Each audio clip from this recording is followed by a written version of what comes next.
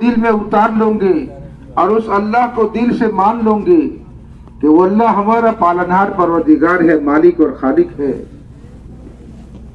और हमारी सारी जरूरतों को पूरा करने का जिम्मेदार है। उसने हमें दुनिया में पैदा फरमाया है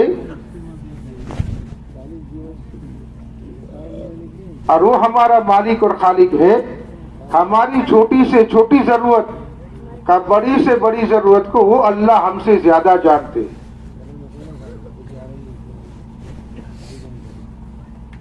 वो अल्लाह हमसे, हाँ, अल्लाह ताला इंसानी हीरुम मिन अद-दहर लम यकुन शैअन मज़कूरा।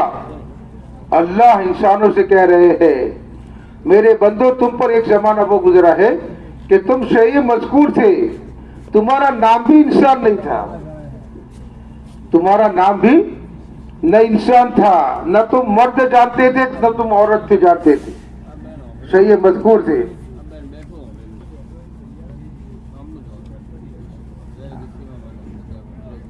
वो तो हमने तुम्हें पैदा फरमाया, हमने तुम्हें, हाँ, हमने तुम्हें इंसानी शक्ल दी और दुनिया की सारी मखलूक का सरदार और दुनिया की सारी मखलूक का बादशाह इंसान तुझे हमें बनाया। इन्ना हदीना सबील इम्मा शाकिरा व इम्मा कफूरा। हाँ, जिंदगी हमने दी, जिंदगी हमने दी, और जितनी नियामतों से जिस दुनिया में तू फायदा उठा रहा है का वो सारी की सारी नियामतें मेरी तरफ से तुझ पर आई है। जिस नियामत से तू दुनिया में फायदा उठा रहा है का वो मेरी तरफ से तुझ तक पहुंची है, और तू मेरी दी हुई नियामतों को इस्तेमाल करके फायदा उठा रहा है और अपनी जरूरतें तू पूरी कर रहा है। कहीं ऐसा न हो इस दुनिया के गफलत के माहौल में आकर, इस दुनिया के चीजों के माहौल में आकर, इस दुनिया के असबाब और शक्लों और सूरतों के माहौल में आकर कहीं ऐसा ना हो कि मेरे बंदे तू मुझे भूल जाए, तो मुझे, हाँ, कि तेरा पैदा करने वाला मालिक और खालिक कोई है, कोई था। इन्ना हदीनाहु सबील इम्मा शाकिर व इम्मा कफूरा। कि तू मेरा शुक्रगुजार बंदा बनता है, मेरी दी हुई नियामतों को इस्तेमाल करके तू मुझे याद कर रहा है, मुझे पहचान रहा है, मेरी इबादत बंदगी कर रहा है, मेरे नाम की नमाज पढ़ रहा है, तू मेरा जिक्र कर रहा है। इन दी हुई नियामतों को इस्तेमाल करके मेरे बंदे तू मेरी शुक्रगुजारी कर रहा है, या मेरी दी हुई नियामतों को इस्तेमाल करके तू नाकदरी करके मुझे दुनिया में भूल कर जिंदगी गुजार रहा है।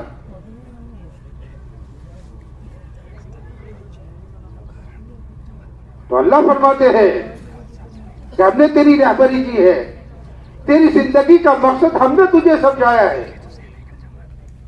तो दुनिया में इसलिए पैदा हुआ है, तेरे पैदा करने का मकसद क्या है? तो दुनिया में खाने कमाने के लिए, तो दुनिया में अपनी चाहतों के पूरा करने के लिए, अपने जी के चौचरों को पूरा करने के लिए क्या तूने दुनिया में जन्म लिया है और मैंने तुझे दुनिया में पैदा फरमाया है? क्या ये तेरी जिंदगी का मकसद है? क्या ये तेरी जिंदगी का मकसद है? तुझे हमने इसलिए दुनिया में पैदा फरमाया। सारी मखलूक का तुझे सरदार बनाया, बादशाह बनाया। हाँ, दुनिया की सारी मखलूक में से हमने तेरा इकराम किया और हमने तुझे अपना खलीफा बनाया। अब दुनिया में आने के बाद क्या तू अपने पैदा करने वाले मालिक और खालिक को पहचान के और उसको सामने रखकर उसकी दी हुई जिंदगी को लेकर दुनिया में अपनी जिंदगी को गुजार रहा है और दुनिया में चल रहा है, या उस अल्लाह को नाराज करके उस पैदा करने वाले मालिक और खालिक को भूल के तू दुनिया में अपनी जिंदगी को बसर कर रहा है?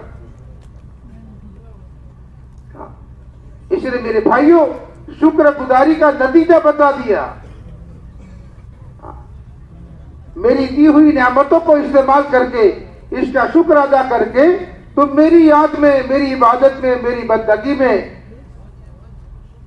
मेरा नाम लेने में, मेरे दीन के लिए कुर्बानियां देने में, ताकि तू इस नियामतों को इस्तेमाल कर रहा है और तू अल्लाह का शुक्रगुजार बन रहा है, तो शुक्रगुजारी के रास्ते से तू अल्लाह तक पहुंचेगा। वो अल्लाह तेरे दिल में आएंगे और वो अल्लाह तेरी जिंदगी के गुजारने की रहबरी फरमाएंगे। हाँ, और वो अल्लाह तुझसे राजी हो जाएंगे तो उस खुदा की रजामंदी पर अल्लाह तुझे जन्नत और जन्नत की नियामतों का मालिक बनाए। और अगर तू अल्लाह की नियामतों की नाकदरी करके खुदा को भूल गया और उसको नाराज करके उसका बाकी बनकर दुनिया में अपनी जिंदगी को तो गुजारता रहा, तो नतीजा इसका यह होगा कि अल्लाह तुझसे नाराज हो जाएगी, तेरी आखिरत उजड़ जाएगी, तेरी आखिरत उजड़ जाएगी, तेरी कब्र वैरान हो जाएगी और नतीजा यह होगा कि तेरे सामने जहन्नम दहकती हुई सामने। शुक्रगुजारी का नतीजा बता दिया, नाकदरी और नाशुक्री का नतीजा बता दिया। मेरे बच्चे, तू दुनिया में अपने मकसद को, हयात को पहचान कर अपनी जिंदगी को गुजार। अल्लाह पाक ने अंबिया किराम अलैहिस्सलाम को दुनिया में भेजा और नबियों के रास्ते से का इंसानों को एक बात खोल खोल कर समझाई गई। हाँ, इसलिए हर नबी की दावत एक, हाँ, हर नबी की दावत एक। हर नबी ने दुनिया में आने के बाद अपने जमाने के इंसानों को फरमाया, या अय्युहन्नास क़ुलू ला इलाहा इल्लल्लाह तुफ़्लिहू। एक अल्लाह को अपने दिल में बसा लो और उस अल्लाह की खुदाई को दिल से तस्लीम कर लो, तुम्हारी दुनिया और आखिरत बन जाएगी, तुम कामयाब हो जाओगे। तुम्हें अल्लाह दुनिया और आखिरत में कामयाबी नसीब फरमाएंगे। अब नबी ने अपने जमाने के इंसानों को, मेरे भाइयों, इसकी दावत, सारी मखलूक की नफी करवाई, सारी मखलूक की नफी करवाई। हाँ, माल से कुछ नहीं होता, माल से कुछ नहीं होता, तिजारत से, धंधों से कुछ नहीं होता, नौकरी और खेतियों से कुछ नहीं होता है, का करने वाली जात तो एक अल्लाह की है, एक अल्लाह की। इसलिए मेरे भाइयों, जिन असबाब में लगकर ये इंसान धोखा खाता है दुनिया में आने के बाद, का जिन असबाब में लगकर ये इंसान दुनिया में धोखा खाता है, का अल्लाह ने पहली कौमों के वाकयात को अल्लाह ने कुरान में बयान फरमाया और हर कौम को अल्लाह ने कोई न कोई जिंदगी गुजारने का सबब दिया और वो कौम इस असबाब में लगकर खुदा से धोखा खा गई। खुदा से, हाँ, कौम आद को अल्लाह ने ताकत दी, हाँ, लंबा तरंगा और ताकतवर उस कौम का इंसान, जिसका नारा था जिस कौम का, मन अशद मिन्ना कुव्वा, हमसे बड़ा ताकतवर दुनिया में कौन है, हमसे बड़ा पहलवान और हमसे बड़ा ताकतवर दुनिया में कौन है। जिस कौम का नारा था मन अशद मिन्ना कुव्वा, का इस कुव्वत के नशे में आकर वो अल्लाह से दूर हो गए, नबी की दावत से दूर हो गए, अल्लाह से दूर हो गए, नबी की दावत से दूर हो गए। का जिस ताकत के घमंड में का ये धोखे में आ गए हैं, अल्लाह पाक ने, मेरे भाइयों, इनको समझा दिया कि तुम क्या ताकतवर हो, ताकत के खजाने तो हमारे पास है, ताकत तो हमारे पास है, तुम्हारी ताकत हमारी ताकत का मुकाबला नहीं कर सकती है। अल्लाह ने हवा की आंधी भेजी और जो कौम यूं कहती थी हमसे बड़ा ताकतवर दुनिया में कोई नहीं है, का 7 दिन 8 रातें अल्लाह ने आंधी चलाई और इतनी बड़ी ताकतवर कौम को अल्लाह ने का उठाकर पटक दिया और दुनिया के इंसानों को समझा दिया कि इससे कुछ नहीं होता है, करने वाली जात तो।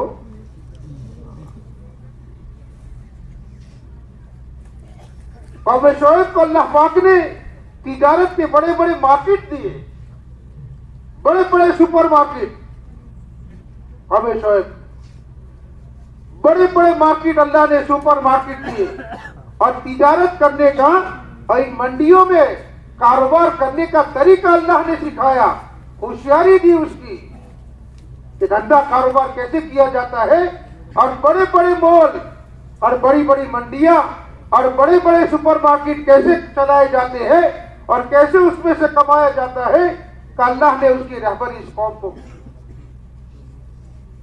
हाँ, और शोएब अलैहिस्सलाम को अल्लाह ने इनकी तरफ भेजा, और शोएब अलैहिस्सलाम ने अपनी इस कौम को, कौम शोएब को दावत दी, या अय्युहन्नास कुलू ला इलाहा इल्लल्लाह तुफ्लिहू, इसकी नफी करो, सुपरमार्केट से कुछ नहीं होगा, बड़ी बड़ी मंडियों से कुछ नहीं होगा, बड़े बड़े कारोबार धंधों से कुछ नहीं होगा, का करने वाली जात तो अल्लाह की है, नफा नुकसान का मालिक तो अल्लाह है, वो चाहेंगे तो तुम्हारे सुपरमार्केट में नफा आएगा, वो नहीं चाहेंगे तो सुपरमार्केट में, बड़ी बड़ी मंडियों में, मार्केटों में बैठने वाला का वो करोड़ों का कर्जदार होकर निकलेगा। लेकिन मेरे भाइयों, का इस तिजारत की मंडियों में रहते हुए का ये कौम धोखा खा गई, धोखा खा गई। ये अल्लाह ने दिया है, ये अल्लाह ने दिया है, और ये अल्लाह की मोहताज है। नबी की दावत को ठुकरा दिया और तिजारत की मंडियों के धोखे में आ गए। का मेरे भाइयों, अल्लाह पाक ने का पूरी की पूरी कौम के बड़े बड़े सुपरमार्केट को अल्लाह पाक ने उजाड़ कर खत्म कर दिया। किसी को अल्लाह पाक ने कारीगरी हुनर दी, हाँ, हुनर, कारीगरी, हाथ का काम करना, कमाना, और इतना बड़ा पावरफुल हुनर दिया कि पूरे पूरे पहाड़ को तराशते थे, उसको खोदते थे और उसमें से अच्छे मकान बनाते थे। हाँ, कोई कड़िया काम नहीं करते थे, का उसी पहाड़ को कोई उसमें बिल्कुल बीच में कोई जॉइंट नहीं होता था, पूरा का पूरा पहाड़ तराशते थे और तराश कर इसमें से मकान बनाते थे। ऐसी हुनर, पावरफुल हुनर अल्लाह ने दिया। लेकिन मेरे भाइयों, अपने इस हुनर में ये कौम धोखे में आ गई। मुख्तलिफ कौमों के वाकयात को अल्लाह पाक ने कुरान पाक में बयान फरमाए। हाँ, कौम सबा को अल्लाह ने खेतियां दी, और ऐसी खेतियां दी के कुरान कह रहा है कि इनकी खेतियां रहती दुनिया के इंसानों के लिए नमूना है। कैसी खेतियां अल्लाह ने इससे पहले न किसी को दी है, न किसी को अल्लाह देंगे। लक़द कान फ़ी सबई मस्कनिहिम आया, ऐसे नमूना, जन्नतान अन यमीन व शिमाल, बड़े बड़े बगीचे, बड़े बड़े बागान, बड़े बड़े बागान, मशरिक से मगरिब, शिमाल से जुनूब फैले हुए, बागीचे लहरा रहे हैं, खेतियां हरी भरी हो रही है। दुनिया वालों के लिए एक खेती सैंपल है, और अल्लाह ने इनकी तरफ नबी भेजी, अल्लाह ने इनकी तरफ, हाँ, का इन खेतियों से कुछ नहीं होता है। ऐसी बेहतरीन खेतियां, हाँ, कि देखकर आदमी खुश हो जाए। एक औरत खाली टोकरा लेकर सर पर रखकर खेत के इस किनारे से, बगीचे के इस किनारे से उस किनारे निकल जावे, बगैर तोड़े पके पकाए फलों का टोकरा भर जाता। कैसे अल्लाह पाक ने इनको खेतियां दी। लेकिन मेरे भाइयों, का इस खेतियों में धोखे में पड़ गए और नबी की दावत को ठुकरा दिया। दीन समझ में नहीं आया, आखिरत समझ में नहीं आई, आमाल इबादत समझ में नहीं आई। का जिस पानी के जरिए से अपनी खेतियों को लहला करते थे और अपनी खेतियों को जो पानी पिलाते थे, का अल्लाह ने छोटी सी मखलूक चूहों के जरिए से का इन डैमों को कतरवा दिया और डैम तुड़वा दिए, और सारी खेतियों को अल्लाह ने तबाह बर्बाद, हाँ, और ऐसा तबाह बर्बाद किया कि आज तक उस जमीन पर कोई खेती उगती, जहां बगीचे लहलहाते थे, काश आज वो जमीनें खंडर पड़ी हुई। इस खेती के धोखे में आ गए का इससे सब कुछ होता है और हमारी सारी चीजें, सारी जरूरतें इसी से पूरी होती। यकीन अल्लाह की जात से हटा, असबाब पर यकीन आ गया का असबाब के धोखे में आ गए। इस असबाब के धोखे में आने के नतीजे में का अल्लाह ने पूरी की पूरी कौम को तबाह कर दिया। इसलिए मेरे भाइयों, अंबिया किराम अलैहिस्सलाम दुनिया में तशरीफ लाए और हर नबी ने अपने जमाने के इंसानों को इस बात की दावत दी, या अय्युहन्नास कुलू ला इलाहा इल्लल्लाह तुफ्लिहू। ऐ दुनिया के बसने वाले इंसानों, एक अल्लाह को अपने दिल में बसा लो और उसी अल्लाह को नफा नुकसान का मालिक समझ लो, बीमारी तंदुरुस्ती का मालिक उसी को समझ लो। सारी मखलूक अल्लाह की मोहताज है, अल्लाह किसी के मोहताज, अल्लाह किसी के मोहताज नहीं है। दुनिया नफा नुकसान पहुंचाने में अल्लाह की मोहताज। कई दुनिया के बसने वाले इंसानों, उस अल्लाह की उस खुदाई को और उस अल्लाह की उस बड़ाई को दिल से तस्लीम कर लो और अपने दिल में उस अल्लाह को बसा लो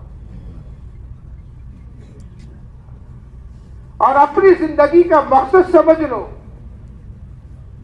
अपनी जिंदगी का मकसद, अल्लाह के नबी अलैहिस्सलाम फरमाया, हमारी जिंदगी का मकसद आखिरत है। इन्न बदुनिया खुलिकत लकुम व इन्नकुम खुलिकतुम लिल आखिरह। ऐ मेरे बंदो, दुनिया में तुम्हें अल्लाह ने आखिरत के लिए पैदा फरमाया है। मरकर मिट्टी नहीं हो जाना है। 50, 60, 70 साल जिंदगी गुजार ली, मौत आ गई, मर गए, मिट्टी हो गए, मसला खत्म हो गया का नहीं है।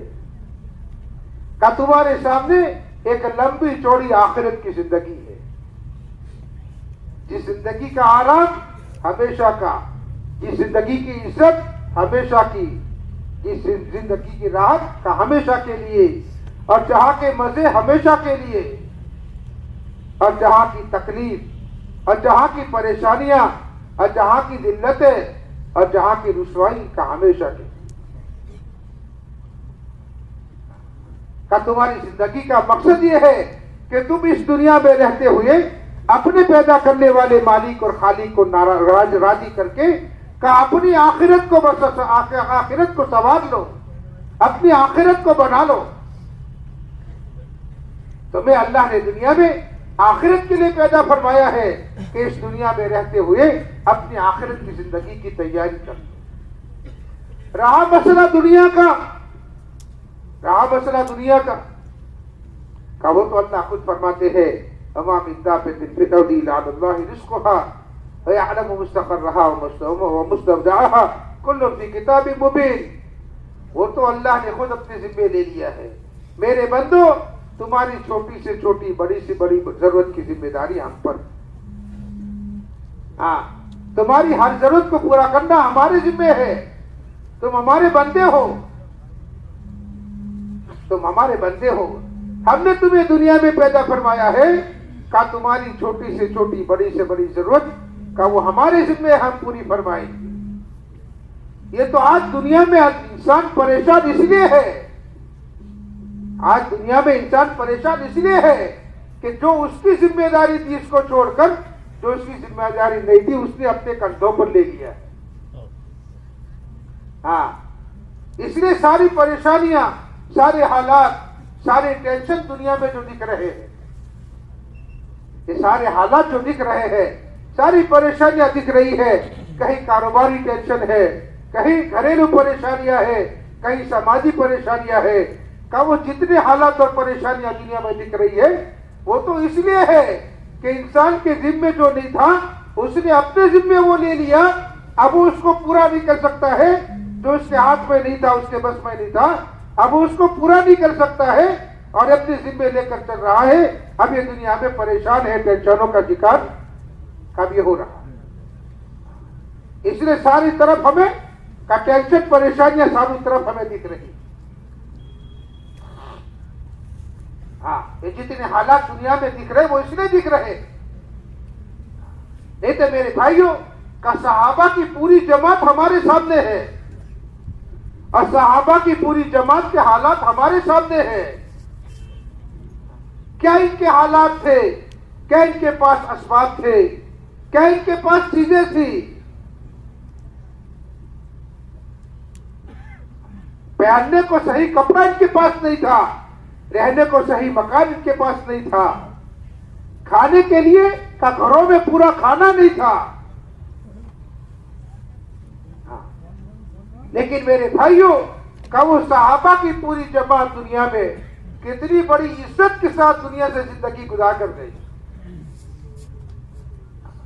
और किसी सहाबी को कोई टेंशन नहीं है, किसी सहाबी को का कोई टेंशन नहीं है का मक्के वाले हिजरत करके मदीने मुनव्वर आए। मक्के के सहाबा ताजिर थे, दुकानें चलाने वाले, तिजारत करने वाले थे और मदीने के सहाबा खेतियां करने वाले थे।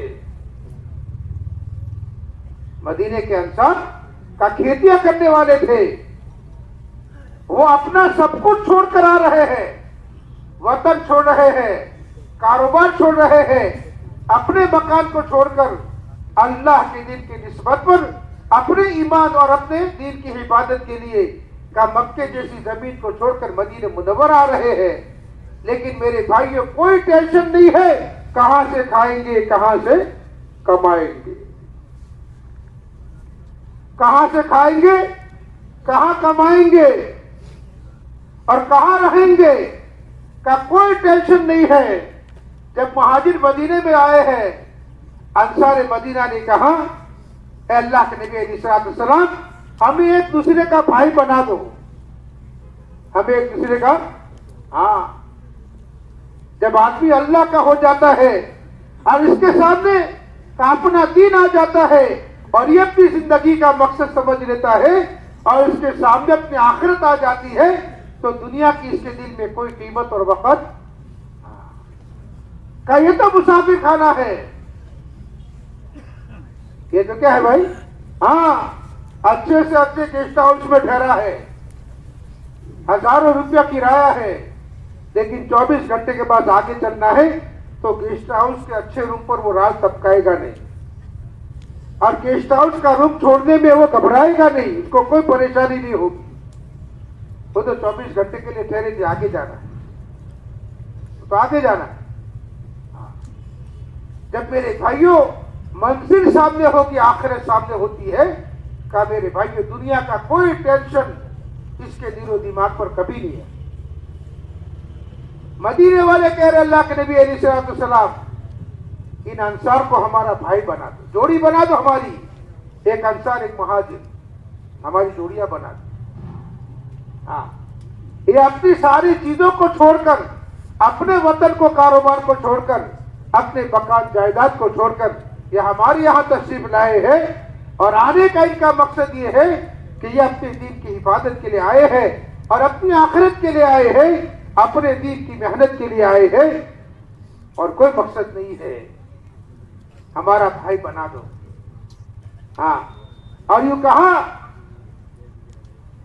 हम अपनी खेतियों में इनको शरीक कर देते हैं। ये ताजिर है, ये धंधा करने वाले हैं, तिजारत करने वाले हैं, ये खेतियां करना नहीं जानते हैं, तो ये कहेंगे कि खेत लेकर क्या करेंगे, हमें खेती का कोई नॉलेज तो है नहीं, हमें खेती करना आता नहीं है। तो अंसार मदीना ने कहा कि अल्लाह के नबी अलैहिस्सलाम हम अपनी खेतियों में इनको शरीक कर देते हैं, हमारी जमीन में इनको भागीदार कर देते हैं और उस जमीन में हम मेहनत करेंगे, हम खेतियां करेंगे और अनाज की बोरियां इनके घरों में हम पहुंचाएंगे। इनको खेतों में आने की जरूरत नहीं है, वो खेती करना जानते नहीं है, इनको हमारे खेतों पर मेहनत करने की जरूरत नहीं है। मेहनत मजदूरी हम करेंगे, बोएंगे हम, पानी हम पिलाएंगे और खेतियां तैयार होगी तो अनाज की बोरियां उनके हिस्से की भरकर इनको पहुंच के घरों तक हम पहुंचाएंगे। हाँ, लेकिन मक्के वालों को कोई टेंशन नहीं है, मदीने वाला इतना इकराम कर रहे हैं और इतने इकराम के लिए तैयार है, लेकिन मक्के वालों को कोई टेंशन नहीं है, इसलिए कि यकीन अल्लाह की जात पर है। यकीन कहाँ है भाई? हाँ, यकीन अल्लाह की जात पर है। इन तिजारत की मंडियों से, दुकानों से हम नहीं पलते थे। हमारी जरूरतों को तो अल्लाह ही पूरा कर, वही पूरा करने वाला है।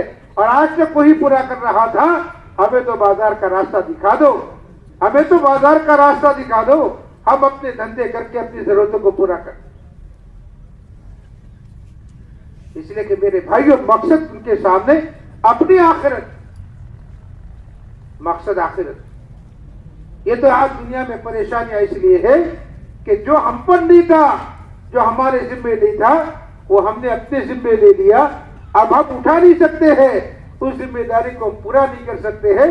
अब टेंशनों का शिकार दुनिया में मैं और आप हो रहे हैं। इसलिए हदीसों में कहा गया, हाँ, फतकुनु अपना आखिरा वला तकुनु अपना दुनिया।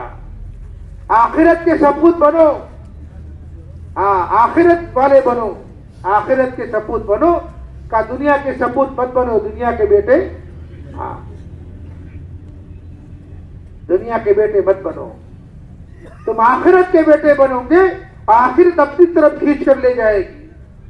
जिन अमाल से आखिरत बनती है, जिन अमाल से आदमी अल्लाह का करीब होता है और उसकी जिंदगी में आखिरत की फिक्र आती है, का मेरे भाइयों, वो आखिरत की फिक्र उन अमाल की रहबरी करेगी। और अगर मेरे भाइयों दुनिया के बेटे बन गए, दुनिया के सपूत बन गए, तो फिर तो दुनिया अपनी तरफ खींचती चली जाएगी, अपनी तरफ खींचती चली जाएगी। न इसकी ख्वाहिश पूरी होगी, न इसकी अपनी जरूरत पूरी होगी। और ये टेंशनों का शिकार होके, अल्लाह से दूर होकर, अपनी आखिरत को उजाड़ कर, अल्लाह को नाराज करके ये अपनी कब्र के हवाले होगा। इसकी कब्र उजड़ जाएगी, इसकी आखिरत मेरे भाइयों नाकाम।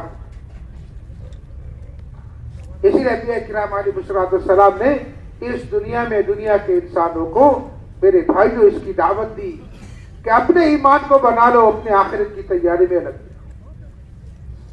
और मेरे भाइयों, ईमान बनेगा ईमानी मेहनत से। ईमान कहाँ बनेगा भाई? हाँ, ईमान बनेगा ईमानी मेहनत से बनेगा, ऐसे नहीं बनेगा।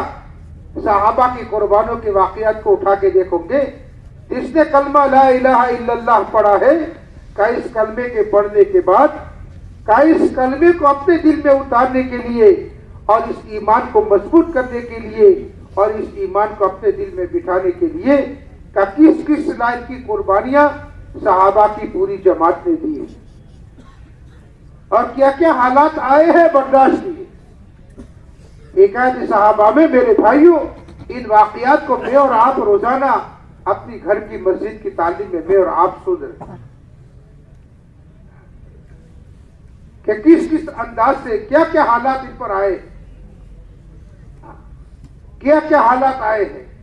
13 साल तक मुसलसल, 13 साल तक मुसलसल मक्के मुकर्रमा में का इस ईमान के बनाने की मेहनत में, छोटे से बड़ा, मालदार से गरीब, मर्द से औरत, जवान से बूढ़ा, का हर एक अपनी ख्वाहिशात को और हर एक अपने जज्बात को, हर एक अपने माल को, हर एक अपनी सलाहियत को इस पर लगा रहा है कि मेरी जिंदगी में ईमान आ जाए, मेरी जिंदगी में ईमान आ जावे, जिस ईमान से मेरी दुनिया आखिरत अल्लाह पाक बना दे, मेरी जिंदगी में दिन आ जावे, इस दिन पर अल्लाह ने दुनिया और आखिरत की कामयाबी का दारो मदार का 13 साल तक मक्के मुकर्रमा में का छोटे से छोटा, बड़े से बड़ा, हर तबके का हर आदमी, मर्द औरत, का इस ईमान के बनाने की मेहनत में मुसलसल लगा हुआ, मुसलसल लगा हुआ। ठाके आ रहे हैं, बर्दाश्त कर रहे हैं, हाँ, तकलीफें दे रहे हैं, तकलीफें आ रही है, बर्दाश्त कर रहे हैं। जमीनों पर घसीटा जा रहा है, का बर्दाश्त कर रहे हैं। गर्म जमीन पर लिटाया जा रहा है, का बर्दाश्त कर रहे हैं। का मेरे भाइयों, सारे के सारे हालात का अपनी खुशी के साथ बर्दाश्त कर रहे हैं।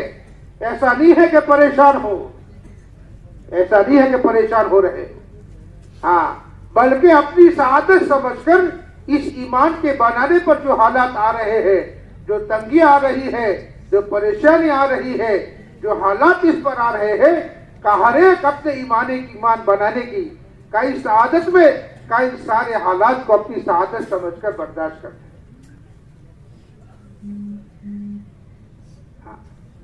कहीं घसीटा जा रहा है का सारे के सारे हालात का बर्दाश्त कर रहे हैं, का इस बुनियाद पर बर्दाश्त कर रहे हैं का इन हालात पर अल्लाह पाक हमें जिंदगी में ईमान नसीब फरमाएंगे, हमारे दिलों में ईमान की हकीकत उतरेगी, अल्लाह का ताल्लुक हमें मिलेगा, अल्लाह की पहचान हमारी जिंदगी में आएगी, का दीन हमारी जिंदगी में जिंदा हो, दीन हमारी जिंदगी में जिंदा होगा।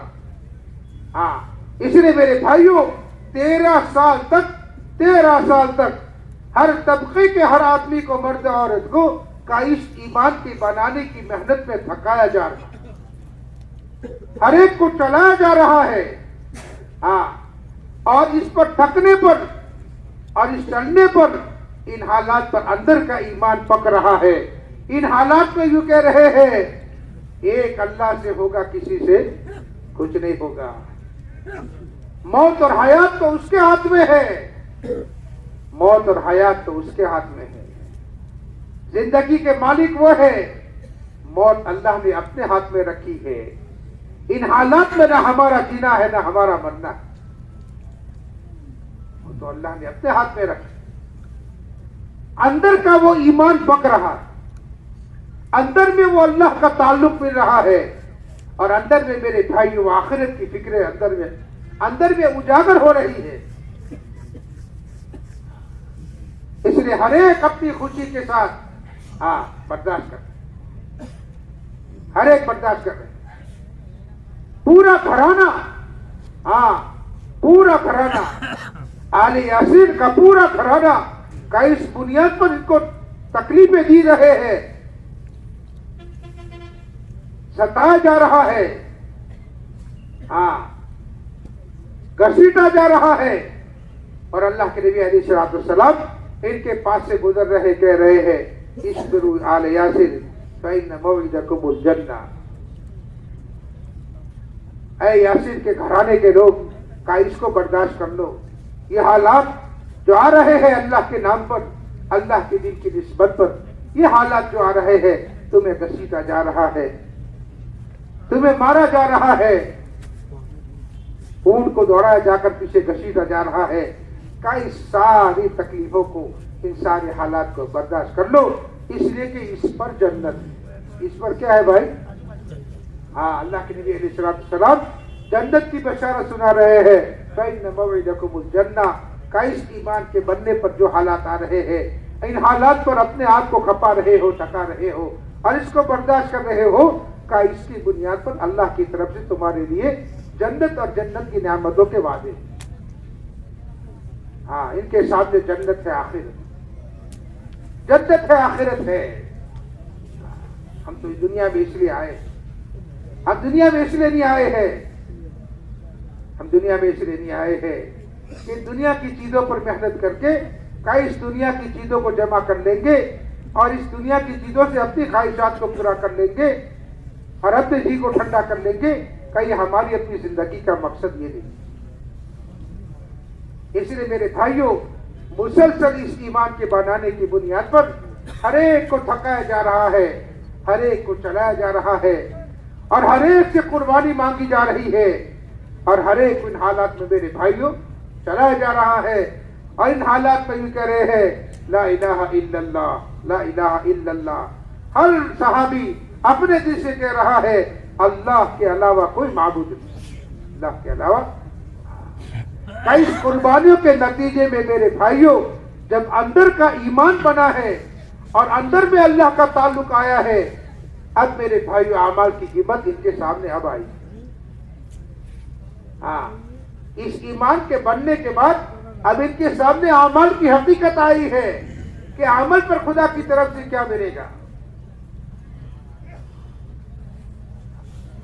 अगर ईमान जिंदगी में नहीं है मेरे भाइयों और ईमान हकीकत के साथ हमारे दिलों में उतरा हुआ नहीं है, का मेरे भाइयों अमाल में जान नहीं पड़ेगी, अमाल से हमारे मसाइल हल नहीं होंगे और अमाल से मसाइल का हल का यकीन हमारे दिलों में नहीं आए।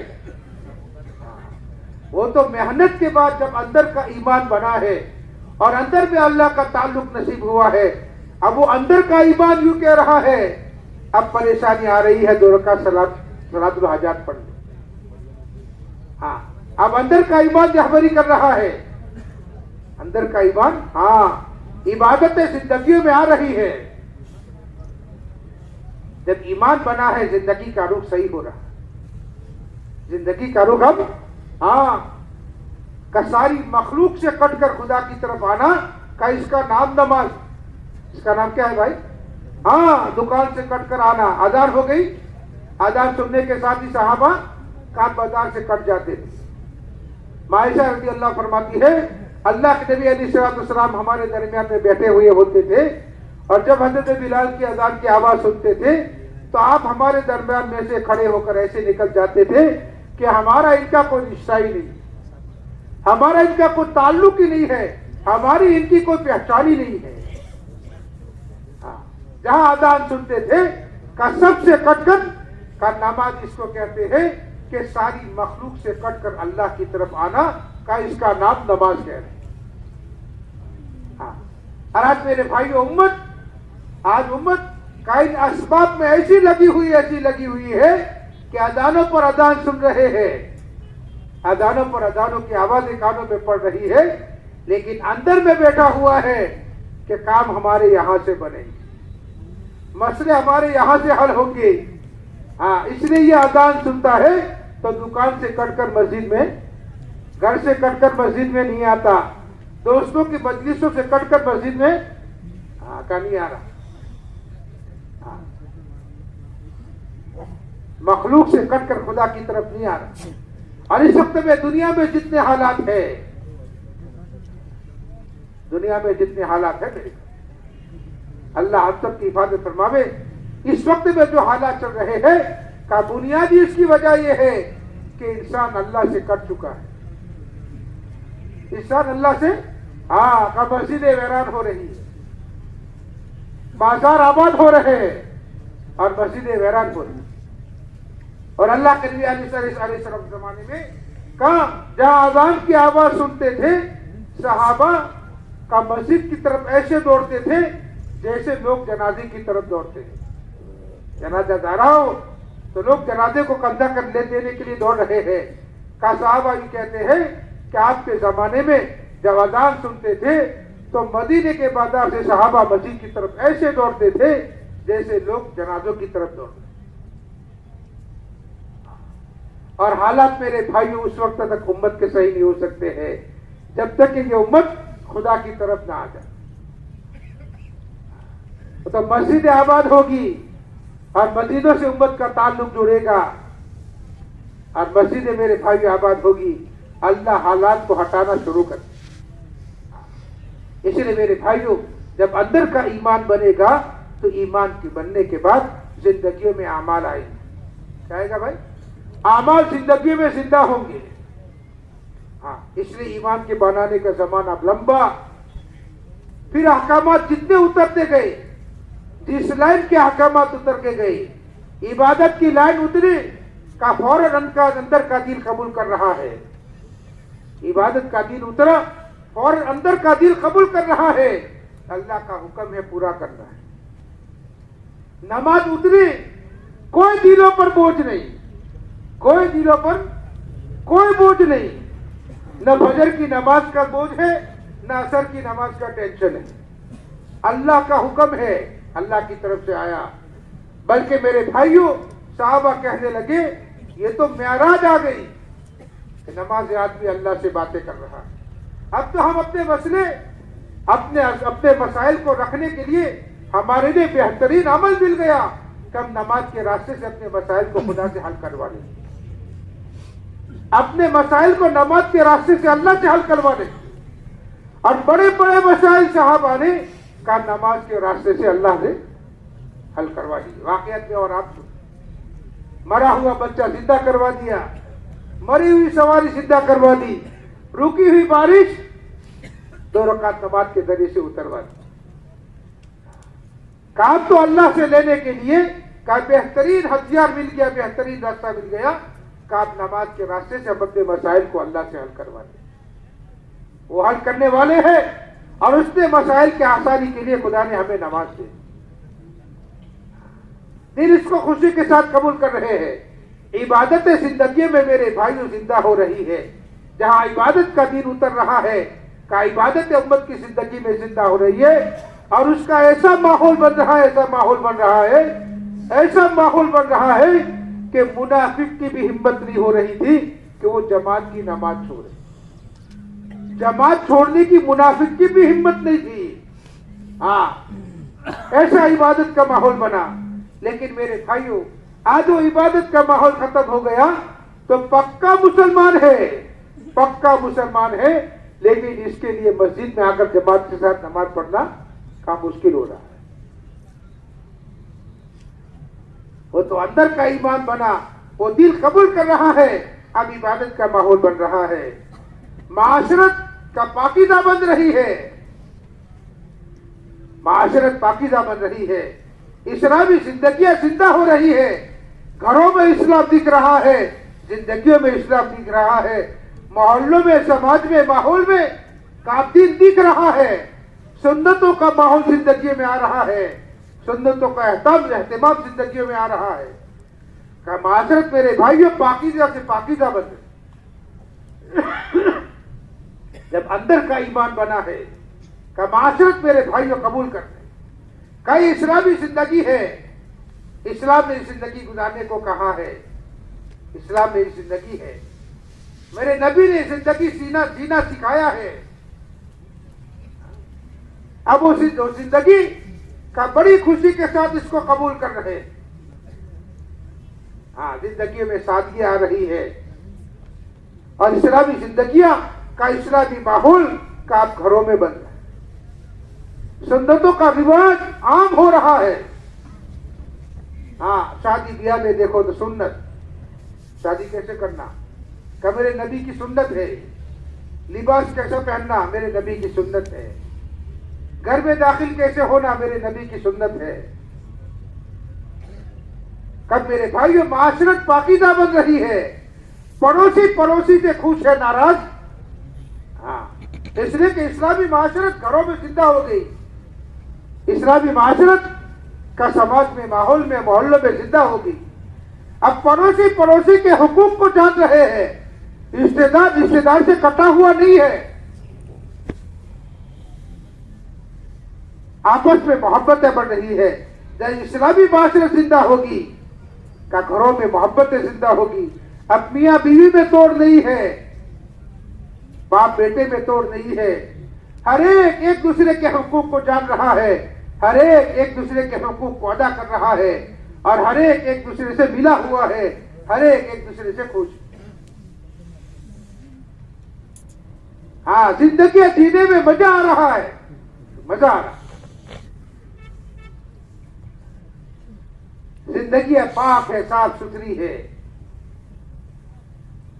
कहो इस्लामी माशरत मेरे भाइयों का जिंदगियों में जिंदा हो रही है, घरों में आ रही है।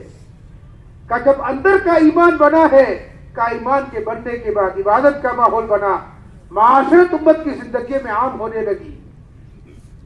हाँ, अब इनके सामने अपनी ख्वाहिशात नहीं है, इनके सामने अपनी ख्वाहिशात नहीं है। हम तो दुनिया में आए हैं अल्लाह के दीन के लिए, हमारी जिंदगी का मकसद आखिरत है। हम दुनिया में अल्लाह को राजी कर ले इबादत के रास्ते से, वो अल्लाह हमसे राजी हो जाएगा, वो अल्लाह हमारी दुनिया और आखिरत को बना लेगा, वो अल्लाह हमारी दुनिया और आखिरत को। हाँ, अब मेरे भाइयों कोई टेंशन नहीं है। साहबा घरों से निकलते हैं कमाने के लिए, तो घर की औरतें यूं कह रही है, हलाल का लुक्मा हमें खिलाना, हराम मत खिलाना, हमें हराम मत खिलाना। कमाने जा रहे हो, हाँ, दरवाजे तक छोड़ने आ रही है, और अपने घर के शौहर को, अपने बेटे को नसीहत कर रही है, बेटा हलाल कमाई लेकर घर में आना। घर के शौहर को बीवी कह रही है, हलाल कमाई का लुक्मा घर में लेकर आना, हराम का लुक्मा हमें मत खिलाना, हराम हमारे पेट में चला जाएगा। तो अल्लाह के नबी अलैहिस्सलाम फरमाया है, हराम का लुक्मा जिस बदन में गया, उस बदन के लिए तो जहन्नम की आग सबसे ज्यादा बेहतर है। का ये इस्लामी माशरत इस पाकीज़ा माशरत का नतीजा है। इस पाकीज़ा माशरत का नतीजा है क्या घर की औरतें का इनके दिलों में ये फिक्र है, खाए तो हलाल खाए, कमाई आवे तो हलाल आवे, अगर न मिले तो वापस आ जाना, वो रात हम फाके से गुजार लेंगे। उस रात में तकलीफ बर्दाश्त कर लेंगे, भूख बर्दाश्त कर लेंगे, लेकिन हराम का लुकमा पेट में डालना हम पसंद नहीं करते। आपस में दिल मिल जाएंगे, हमदर्दियां, इशार, गमखारियां आपस में पैदा हो जाएगी। का एक पाकीज़ा जिंदगी और एक पाकीज़ा माशरा मेरे भाइयों दुनिया में कायम हो जाए। न मियां बीवी में झगड़े हैं, न खानदानों में कोई झगड़े हैं, न मोहल्ले में कोई परेशानियां हैं। हर एक दूसरे को अपना भाई समझ रहा है, हर एक के दिल एक दूसरे के साथ जुड़े हुए हैं, हर एक के दिल में एक दूसरे की मोहब्बत जिंदा है। का वो पाकीज़ा माशरत मेरे भाइयों जो अल्लाह के नबी अलैहिस्सलाम ने का मदीने मुनव्वरा में कायम फरमाई थी। हाँ, कि एक बकरे की सीरी और मुनी 7 घरों का चक्कर काट कर पहले घर पर वापस आ रही है। का वो किसका नतीजा है? और 7 घरों में फाके हैं, 7 घरों में खाने की जरूरत है, लेकिन कोई इसको नहीं ले रहा है। कल इसको दे दो, ये मुझसे ज्यादा मोहताज है। बोलो होगा झगड़ा? बोलो भाई। और आज तो भाई भाइयों में, खानदानों में, बेटों में, वहां तो उनके सामने दुनिया थी नहीं, वहां तो उनके सामने आखिरत। 7 घरों में जरूरत है, लेकिन कोई इसको कबूल नहीं कर रहा है। 7 घर का तवाफ करके चक्कर काट कर पहले घर पर वापस आ रहे। का वो इस्लामी पाक जिंदगी का और इस्लामी पाकीज़ा माशरत का ये नतीजा है कि आपस के दिलों में मोहब्बत, इशार, हमदर्दी, गमखारी पैदा हो जाए, इस्लामी माशरत जिंदा हो जाए। हाँ, फिर मामलात मेरे भाइयों, हाँ मामला जिंदा होंगे, इस्लामी मामलात। हाँ, एक मुसलमान अपना मामला कैसे दुनिया में करेगा? एक दूसरे के साथ कहीं मार्केट में रह रहा है, ये बाजारों में रह रहा है, इसका मामला दूसरों के साथ कैसा है? उसके नबी ने क्या मामला करना सिखाया है? इसलिए मेरे भाइयों ने फरमाया, माशरत के रास्ते से जिंदगी में लीन आएगा और मामलात के रास्ते से निकल जाएगा।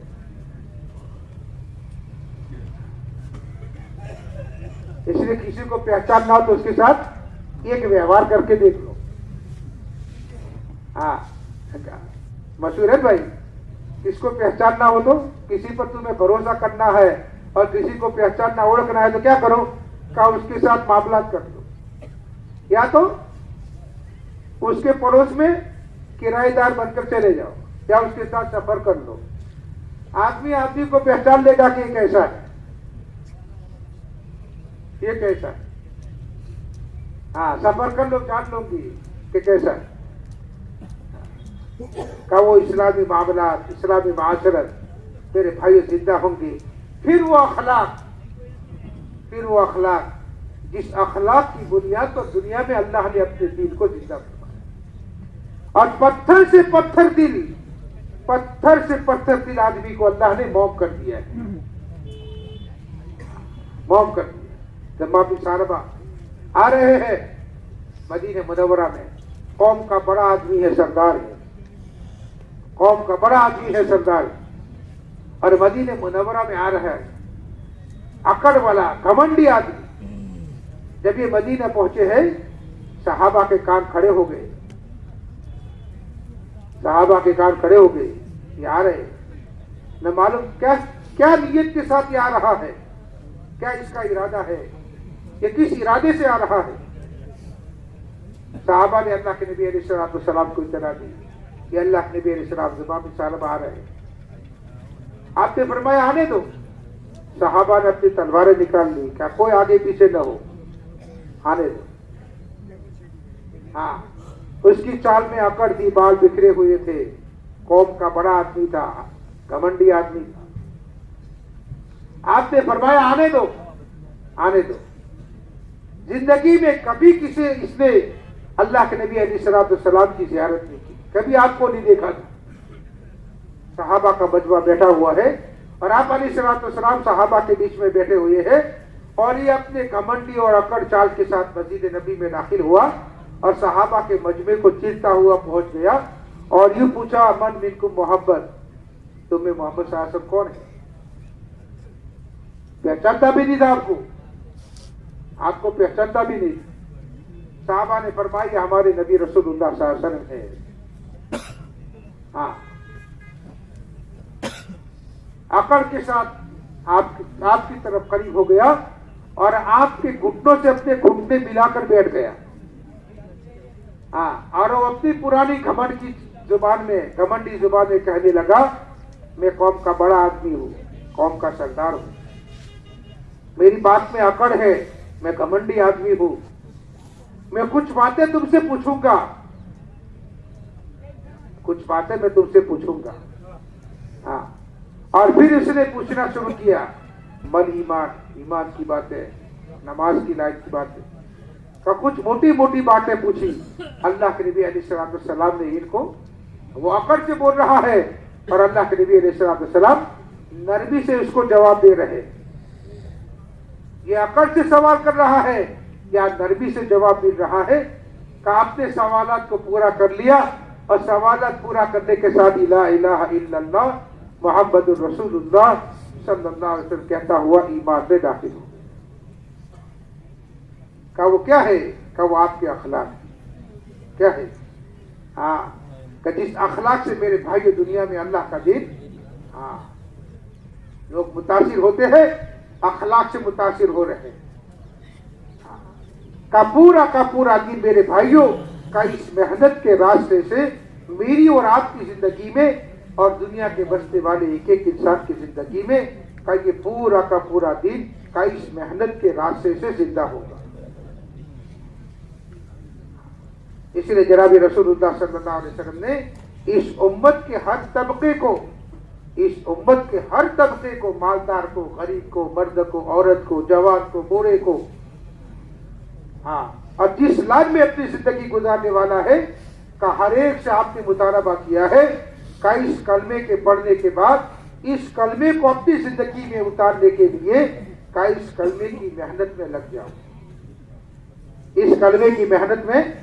हाँ, और इन हालात में रहते हो यूं कहो, करने वाली तो एक अल्लाह की जात है। नफा नुकसान के मालिक वो है, जिंदगी मौत अल्लाह ने अपने कब्जे कुदरत में रखा है। का इस दावत के माहौल में रहते हुए उस अल्लाह के बड़ाई के बोल को, उस अल्लाह से होने के यकीन के बोल को और उस अल्लाह से होने का बोल और अपनी आखिरत को का इस माहौल में बोलो और इस माहौल में सुनो।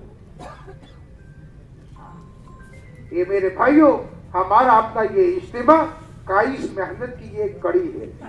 क्या है भाई? हमारी मेहनत की, हाँ, का इस दावत की मेहनत की हमारी अपनी एक कड़ी है।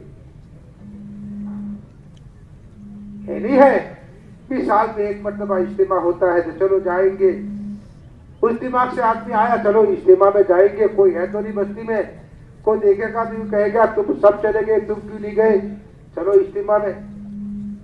यानी मेरे भाइयों, इज्तिमा है ये हमारी अपनी इस मेहनत की एक कड़ी। इससे हमारे मौलाना इकराम साहब जी फरमाते हैं कि इज्तिमा तो आमाल के मजमूए का नाम है। अगर इज्तिमा में आमाल नहीं है तो क्या है भाई? मेले है, मेला है। जैसे दुनिया में मेले लगते हैं भाई, मुख्तलिफ मौकों पर, मुख्तलिफ जगहों पर मेले लगते हैं, लोग जाते हैं, आते हैं, जाते हैं, आते हैं। और इस मेलों से क्या होता है?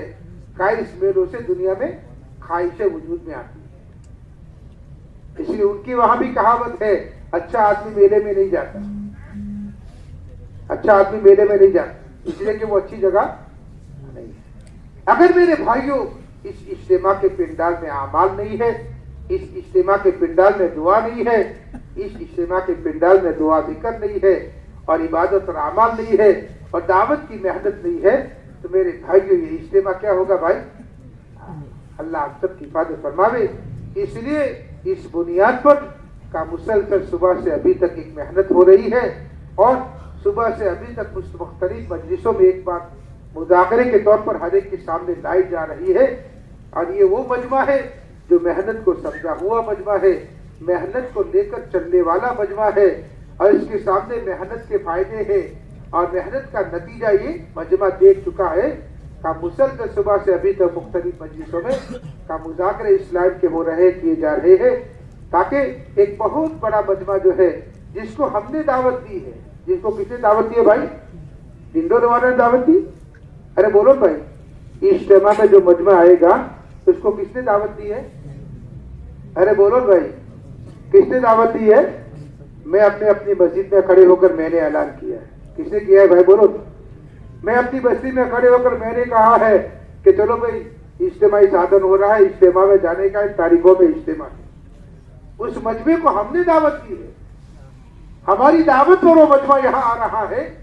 मेरे भाइयों, इतनी बड़ी अहमियत के साथ दावत को देकर एक मजमे को हम ला रहे हो और यहाँ लाने के बाद का उस मजमे को हमने नहीं संभाला और उसका वक्त जाय हो गया तो वक्त की जिम्मेदारी किस पर होगी भाई?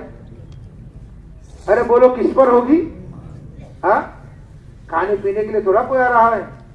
हाँ भाई, इसलिए थोड़े खाने के जान बांधे हैं कि मजमा आएगा तो खाना खाएगा इज्तिमा में।